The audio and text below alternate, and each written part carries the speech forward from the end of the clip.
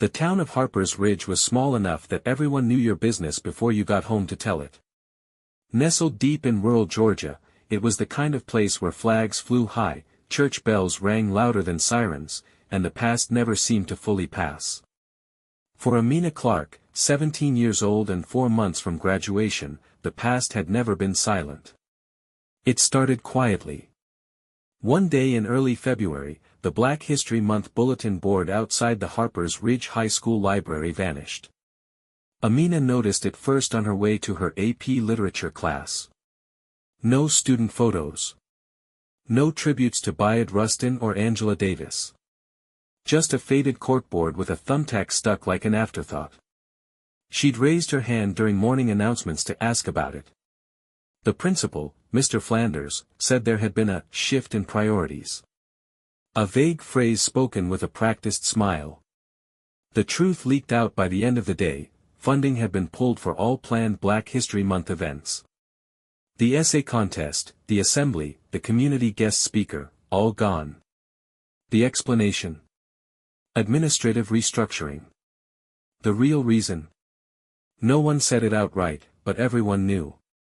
A single-parent complaint lodged with the school board about divisive ideology, a phrase that seemed to get tossed around more freely in Harper's Ridge than books in the school library. Amina wasn't the kind to make noise for attention. Her mother, a social worker, always taught her that silence could be strategic. But there was a difference between silence and surrender.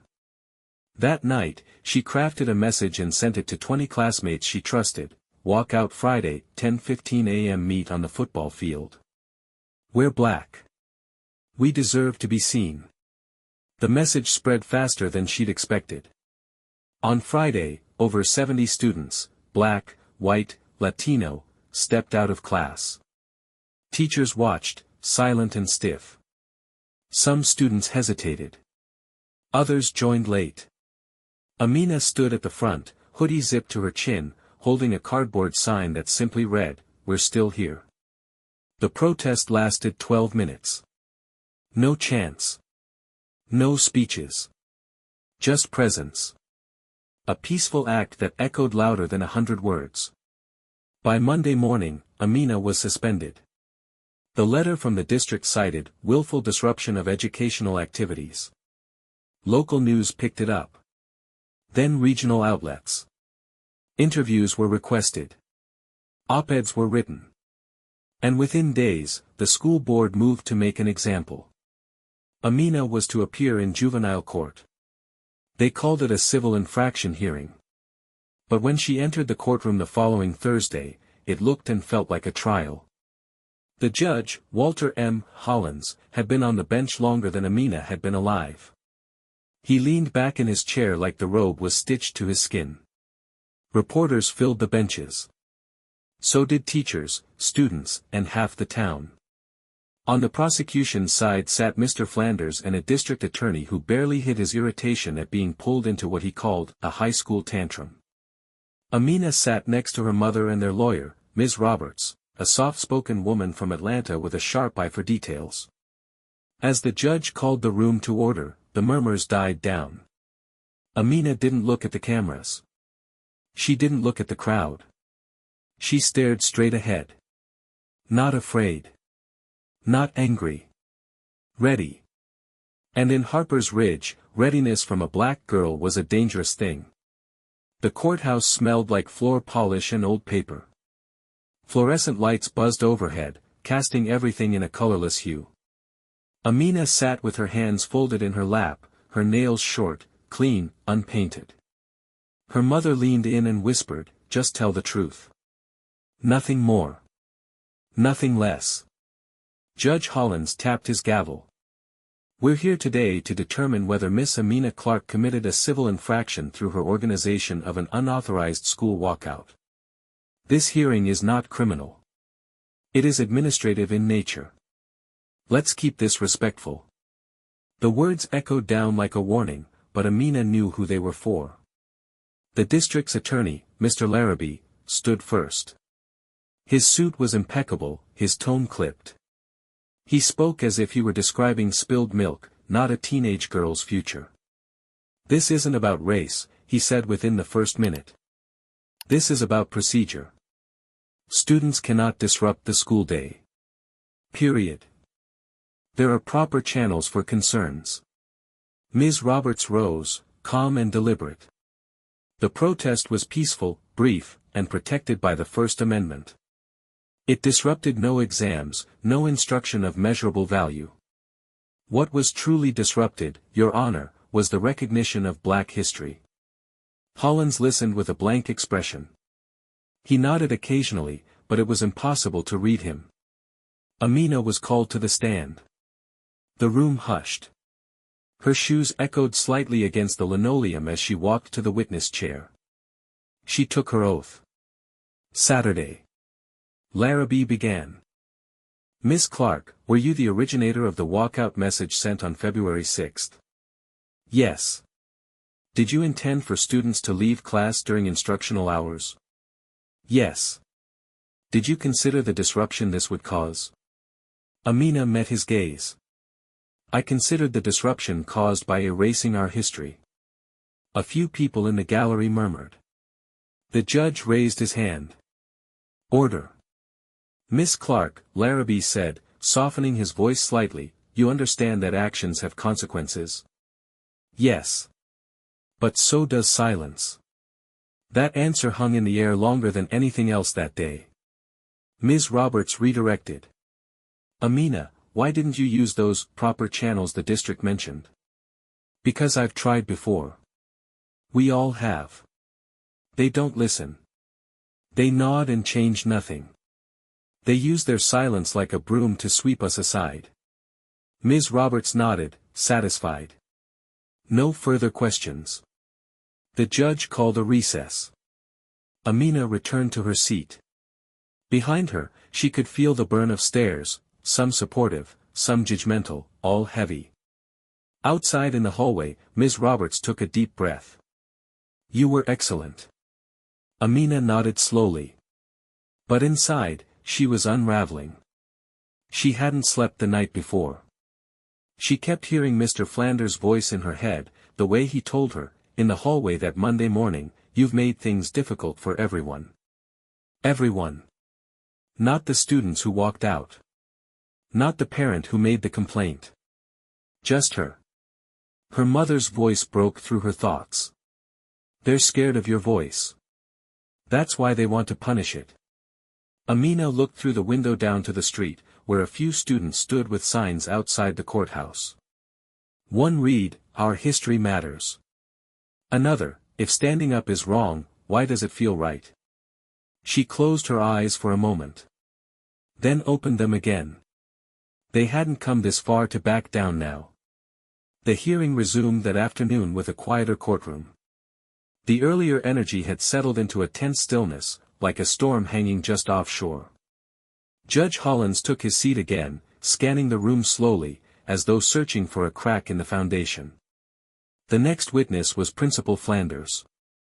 He walked stiffly to the front of the room, adjusting his tie with one hand, clutching a folder in the other. His eyes never met Amina's. Please state your position and your relationship to the respondent, the judge instructed. Michael Flanders, principal of Harper's Ridge High School. Amina Clarke is a senior at our school. Larrabee wasted no time. Mr. Flanders, how would you characterize Miss Clarke's behavior prior to the walkout? Unremarkable, he said. She's a good student. Quiet. Doesn't typically seek the spotlight. There was something about his tone, clinical, almost dismissive, that made Amina's jaw tighten. So this event was out of character. Flanders nodded. Yes.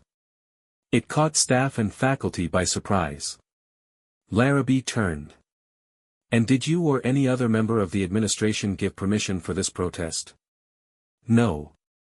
Did you warn Miss Clarke of possible disciplinary action in advance? Flanders hesitated. No. We didn't know she was behind it until after. That pause didn't go unnoticed. Ms. Roberts stood up. Mr. Flanders, you said Amina was a good student. Were there any prior disciplinary actions taken against her?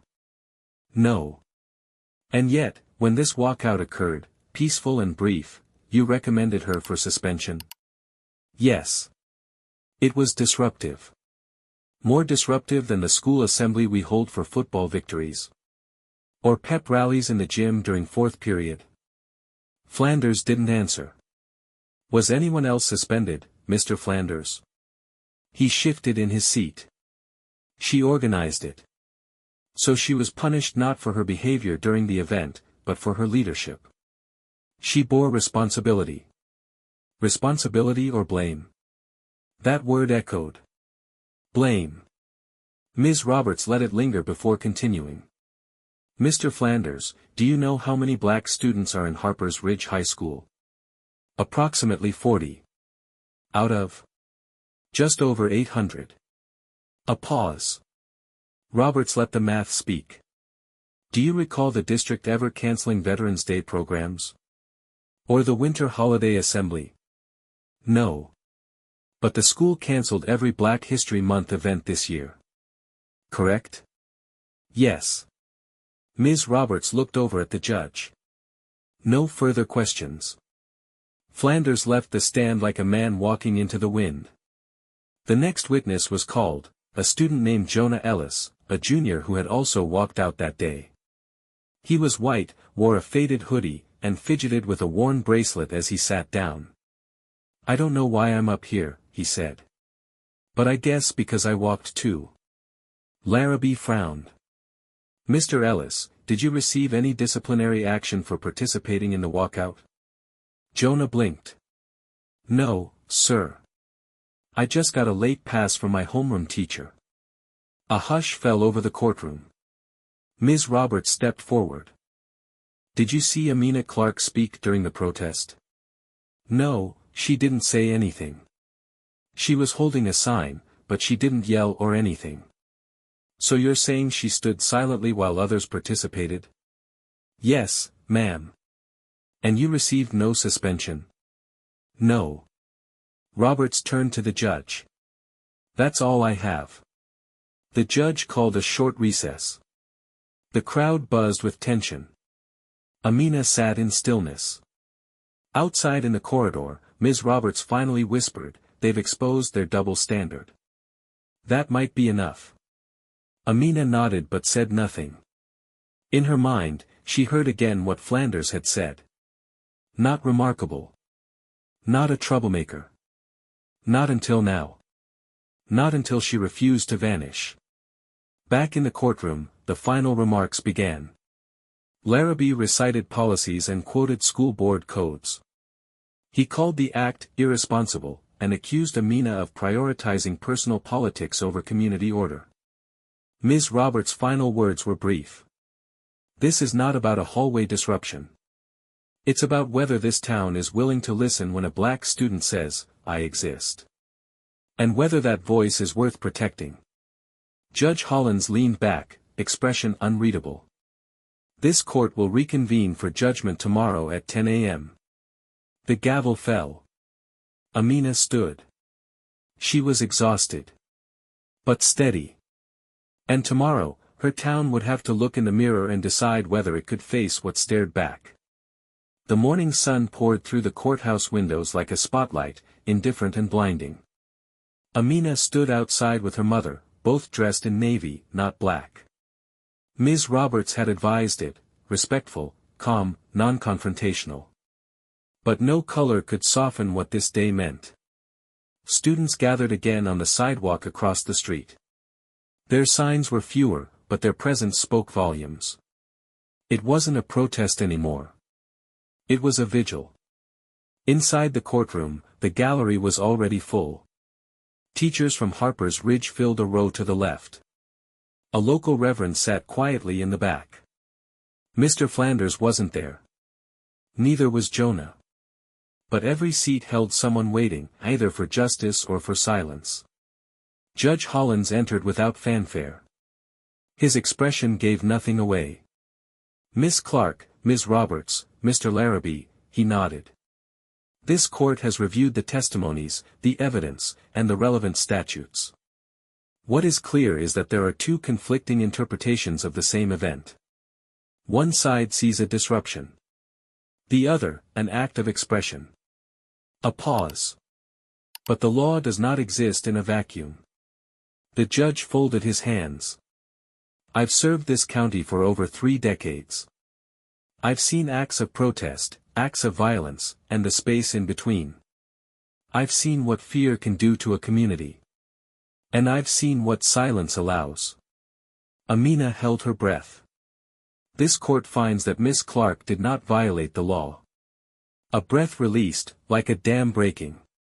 Her actions, while not coordinated through official channels, fall within the protections afforded by the Constitution and the precedents of peaceful protest. The suspension is to be expunged from her record. The courtroom buzzed before the judge raised a hand. However. Silence again. Let this be a lesson to all parties. School is not merely a place to memorize facts. It is a place where young people learn who they are and what matters to them. If institutions fail to provide space for that discovery, then they cannot be surprised when students create it for themselves. He looked at Amina. Miss Clarke, your courage is noted. But understand that the power you exercise today will always come at a cost. Use it wisely. This hearing is closed. The gavel struck once. Ms. Roberts touched Amina's shoulder. Her mother exhaled into her hands. The hallway outside the courtroom was a crush of reporters, but Amina didn't stop. She walked straight through them, past the cameras, down the courthouse steps. The students across the street broke into quiet applause. She didn't wave. She didn't smile. She just nodded once. That night, the story aired on the evening news. Clips of the hearing. Sound bites from townspeople. Some supportive. Some not. One man said, if my kid pulled a stunt like that, he'd be grounded for a month. Another said, about time someone stood up. Amina didn't watch. She was sitting at the kitchen table with a blank sheet of paper in front of her. Not for homework. For something else. Her mother passed by and placed a hand on her shoulder. You okay? Amina nodded. You did it. Amina shook her head gently. Not yet. I just made sure they saw me. Now I have to make sure they don't forget. The next morning, she returned to school. Her classmates stared. Some smiled. A few avoided her eyes. The hallway felt heavier, but not hostile. Mr. Flanders wasn't in his office. A secretary said he'd taken a personal day. In homeroom, a teacher cleared his throat. Good to have you back, Amina. She nodded. Saturday. Took out a notebook. Began writing. She didn't write about the trial. She wrote a proposal, a student-led history series. Weekly speakers. Lunch hour discussions. Collaborative lessons with teachers. Not revenge. Legacy. A few weeks later, the proposal passed with a narrow margin. The first speaker was a retired civil rights organizer from Atlanta. Half the school showed up. And Amina? She sat in the front row. Not to be seen. To see what came next. Spring came slowly to Harper's Ridge, brushing green across the edges of the town like a cautious apology. By the time the trees budded and the seniors picked up their caps and gowns, the courthouse saga had faded from headlines. But not from memory. Amina walked differently now, not with arrogance, but certainty. She no longer moved to shrink or disappear. She took up space, spoke when it mattered, and listened harder than ever. Her classmates noticed. So did her teachers. The school board had approved the student-led history series with reluctance, then surprise, as attendance rose each week. By April, they'd outgrown the library conference room. Amina suggested the auditorium. It was granted without debate. She didn't lead every session. That had never been the point. She coordinated, she encouraged, and she handed the microphone to others who'd never spoken before. A freshman named Khalil led a discussion on police reform. A white student named Harper opened up about learning the truth of her grandfather's segregationist past.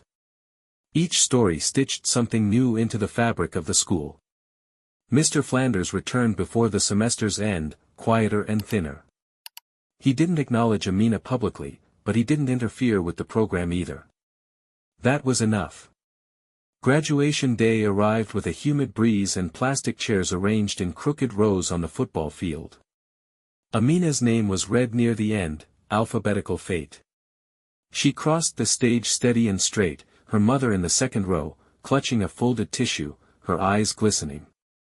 After the ceremony, a crowd gathered in the grass for photos. Amina stood with her mother, with Ms. Roberts, with classmates who had marched beside her. Then, quietly, Judge Hollins appeared. No robe. No gavel. Just a navy suit and a weary smile. "Miss Clarke," he said, extending his hand. She shook it. "I've presided over a lot of hearings. Few stay with me. Yours will." She nodded. "Thank you for listening." "Keep making noise," he replied. "But remember, make it count." He turned and walked away. Later that summer, Amina sat at her desk again, packing for college. A scholarship to a university in Atlanta. Political science major. Focus on policy and education reform. Her old notebook, creased, dog-eared, and still half full, went into her bag last. She wasn't sure what would come next. But she knew she wasn't starting from zero. Because in Harper's Ridge, she'd already proven one truth: even when the system tries to erase you, showing up, speaking up, and standing still can write you back into the story. And sometimes, that's how revolutions begin. Quietly. Then all at once.